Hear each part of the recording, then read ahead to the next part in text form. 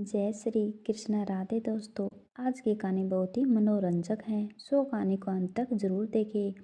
दोस्तों, माधवपुर नामक गांव में राम सिंह नाम का एक जाट रहता था। राम सिंह के पास जमीन जायदाद की कोई कमी नहीं थी। वह लोगों की खूब मदद करता था और सबसे अपनापन रखता था। उसके इसी स्वभाव के कारण गांव वाले उसे चौधरी साहब कहकर बुलाते थे। चौधरी साहब भी जितनी भी जिसकी बन पड़े उतनी मदद करता था। चौधरी राम सिंह बहुत ही भोले भाले और शांत स्वभाव के व्यक्ति थे। कहीं पर चौधराइन बहुत ही समझदार और सुलझी हुई दूरदर्शी औरत थी। वह अपने पति का हर काम में साथ देती थी। एक बार की बात है, माधोपुर गांव में एक बनवारी नाम का ठग आया।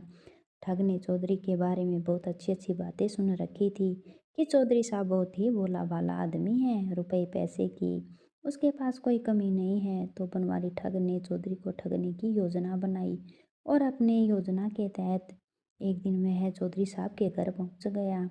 चौधरी साहब को राम राम करके बोला, राम राम चौधरी साहब, मैं इस गांव में आया हूँ। लोगों से आपकी बड़ी तारीफ सुनी है। लोग कहते कि आप बड़े ही धर्मात्मा किस्म के आदमी हैं।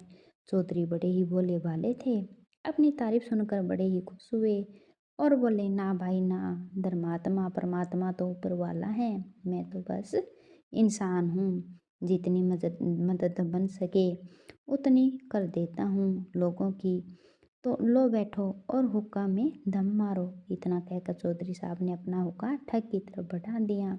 ठग बनवारी को अपनी बातों में फंसाने लगा और धीरे धीरे करके चौधरी के घर बनवारी का आना जाना शुरू हो गया।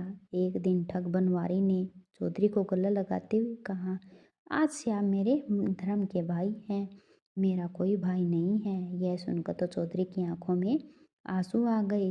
वह भी खुशी के होते हुए गले लगकर बोला, अरे भाई, आज से तूने मुझे अपना भाई माना है, तो तुझे कभी भी किसी भी चीज़ की ज़रूरत हो तो बेझिझक इस बड़े भाई से आकर कह देना। ठग तो यही चाहता था, इस बड़े भाई से आकर कह देना। ठग तो यही चाहता था। अब तो ठग तीसरे दिन चौधरी साहब के घर आने जाने लगा और अच्छे अच्छे खाने की फरमाइश करने लगा था। कभी कहता, बड़े भैया भाभी से कहकर आज हलवा पूरी बनवा दो, तो कभी कहता, भैया आज तो गाजर का हलवा खाने का मन कर रहा है। कभी कहता, मीठी छाछ बनवा दो, तो चौधराइन से कहता, अरे भाग्यवान, सुनती हो मेरा भाई आया है, जरा इसके लिए हलवा बना दो, पूरी बना दो। चौधराइन ने बनवारी फूटी आंख भी ना पाता था। उसे बनवारी को देखकर मन में कुछ खटका सा लगता था। उसने चौधरी से एक दो बार इसके बारे में बात भी की थी कि यह आदमी मुझे अच्छा नहीं लगता, कि कोई इसकी चालबाज आदमी है, कोई ठग या चोर उचक्का है। देखो तो कैसे बेशर्मों की तरह आकर खाना खाता है। चौधरी हंसकर कहते, अरे भाग्यवान, तुम भी बड़ी बाहुली हो, तुम भी सोचती रहती हो। एक दिन तो बेचारा इतने प्यार से मुझे भैया भैया कहता है और तुम हो कि इस पर शक करती हो। जाओ इसके लिए कुछ खाने के लिए बना दो। बेचारी चौधराइन मन महसूस कर रह जाती और चुपचाप जाकर रसोई में खटती रहती और उस ठग के लिए खाना बनाती रहती थी। ठग मजे लेकर रोज नए नए पकवान खाता रहता। चौधराइन ने चौधरी को सतर्क करने की बहुत कोशिश की, पर चौधरी उसकी बातें सुने तब ना, थक कर बेचारे ने कुछ कहना ही छोड़ दिया। अब धीरे धीरे ठग बनवारी का विश्वास चौधरी पर जमता जा रहा था। इसी का फायदा उठाकर एक दिन ठग बनवारी ने चौधरी राम सिंह से कहा, भैया मेरे पास कोई ऊँट ऊँटनी नहीं है, खेतों का थोड़ा सा काम है, सो आप मुझे अपनी ऊँटनी दे दो। जैसे काम खत्म होगा मैं ऊँटनी आपको लौटा जाऊंगा। यह चौधरी सिंह ने सुना और हाँ भर दी। किसी से पूछा, ऊँटनी खोलकर उस ठग बनवारी को पकड़ा दी और कहा, आराम से लेकर जा भाई, और जब काम खत्म हो जाए तब लौटा देना। ऊँटनी लेकर ठग अपने गांव की तरफ चल दिया। दिन बीतते गए, 2 दिन बीते, 3 दिन बीते, 10 दिन बीते, महीनों बीत गए, पर ठग उतने लौटाने नहीं आया। तो एक दिन चौधराई ने चौधरी से कहा, ए जिन, मैं कहती थी ना कि ये कोई चोरू चक्का या चालबाज आदमी है।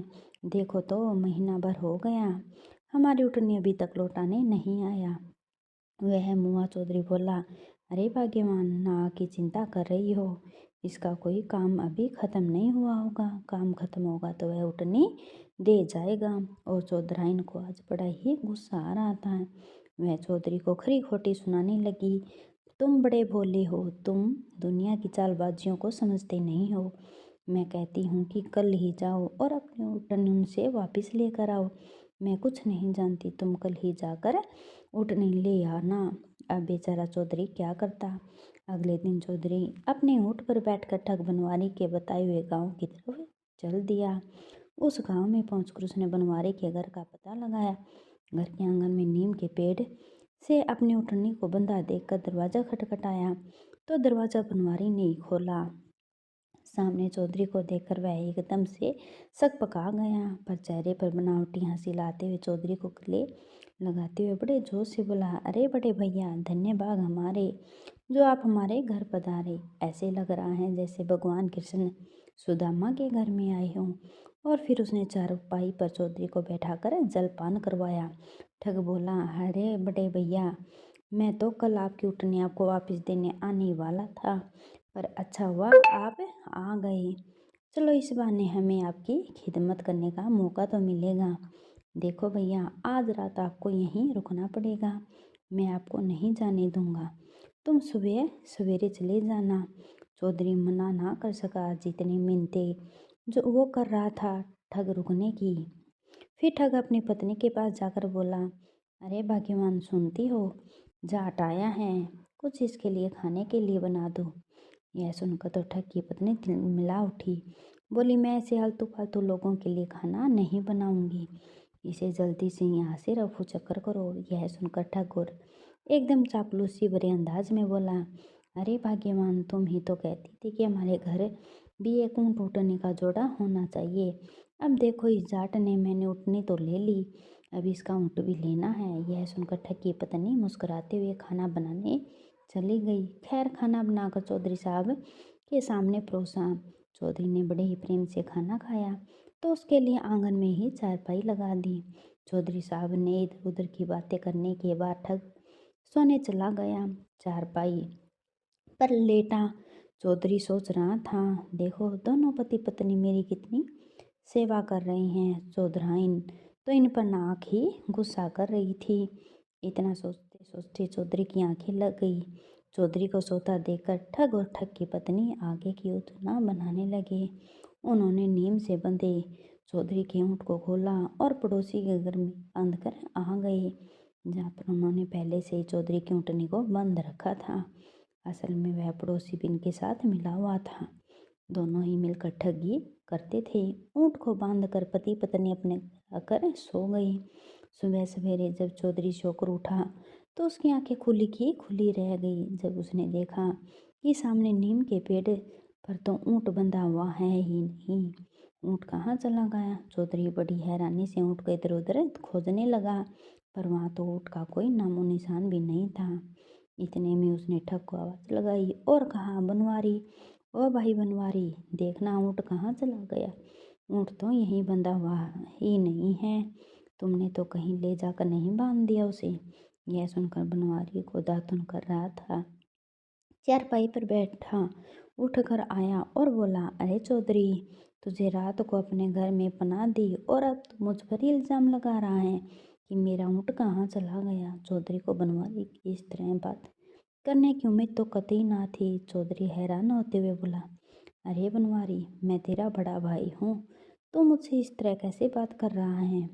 यह सुनकर बनवारी बोला, वाह जी वाह, अब तो आपको छोटा भाई बन गया और तुम बड़े भाई हो।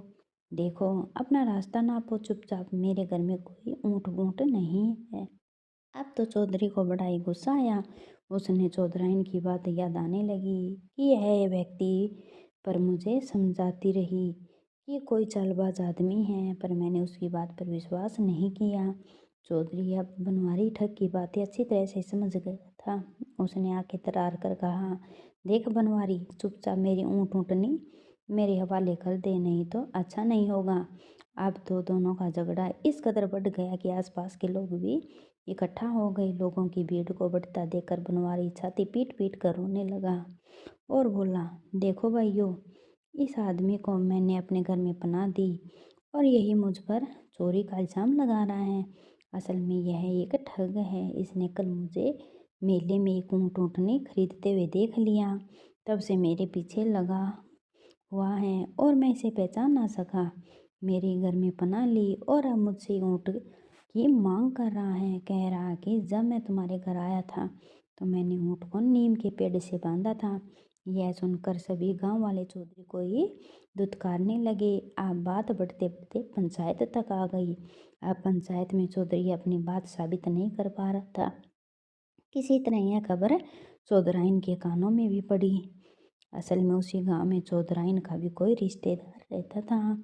उसे जब चौधरी के ऊँट के बारे में पता चला तो वह सवेरे ही दौड़कर चौधराइन के पास पहुंचा और उसे सारे मामले में अवगत करवाया। यह सुनकर चौधराइन जैसे खड़ी थी वैसे ही रिश्तेदार के साथ उस गांव में आई और भरी पंचायत में आकर बोली, यह बात मैं साबित कर सकती हूँ कि यह ऊँट मरा है। सब लोग उसकी तरफ आश्चर्य से देखने लगे। सब फिर चौधराइन बोली, मेरे ऊँट ऊँटनी के 4 दांत सोने के हैं। मैं उस नार को भी यहाँ बुलवा सकती हूँ जिससे मैंने अपने ऊँट ऊँटनी के दांतों पर सोना मंडवाया था। यह सुनकर पूरी पंचायत एक दूसरे का मुंह देखने लगी। अपनी बात को नीचा गिरते देखकर ठग एकदम झटके से उठा और चौधराइन से बोला, अरे चौधराइन, यह जरूरी नहीं है कि तुम्हारे ही ऊँट ऊँटनी के दांत सोने के हो। मैंने भी जब कल ऊँट को मेले से खरीदा तो सुनार के ले जाकर इसके सोने के दांत मंडवा लिए थे। मेरे ऊँट के भी 4 दांत सोने के हैं। ठग के मुंह से यह सुनकर चौधराइन जोर जोर से हंसने लगी और सारी पंचायत को संबोधित करते हुए बोली, देखो पंचो, इसका झूठ पकड़ा गया। मैंने तो बस ऐसे ही बोल दिया था कि मेरे ऊँट ऊँटनी के 4 दांत सोने के हैं, पर देखो इसने तो झट से कह दिया कि इसके ऊँट के दांत भी सोने के हैं। अरे मूर्ख है, कहीं ऊँट के दांत पर भी सोना मंडवाया जाता है। भरी पंचायत में ठग की खिलखिली उड़ने लगी। उसकी पोल अब पूरी पंचायत के सामने खुल चुकी थी। बनवारी ठग गर्दन नीची करके खड़ा था और अब चौधराई ने पूरा किस्सा पूरी पंचायत वालों को सुनाया कि किस तरह से इसने मेरे पति के साथ दोस्ती पटाई और मेरे घर रोज रोज आकर नए नए पकवानों की मांग करता था और पेट भरकर ठूस ठूस कर खाता था। फिर चौधराइन मैंने गुस्से में उस बनवारी ठग से कहा, अरे निर्लज, तुझे शर्म नहीं आई? जिस थाली में खाया उसी में छेद कर दिया। थू है तुझ पर। बनवारी कुछ बोल ना सका, बस गर्दन नीची झुकाए चुपचाप खड़ा रहा। तभी पंचायत वाले चौधराइन की हिम्मत और हौसले की दाद दे रहे थे।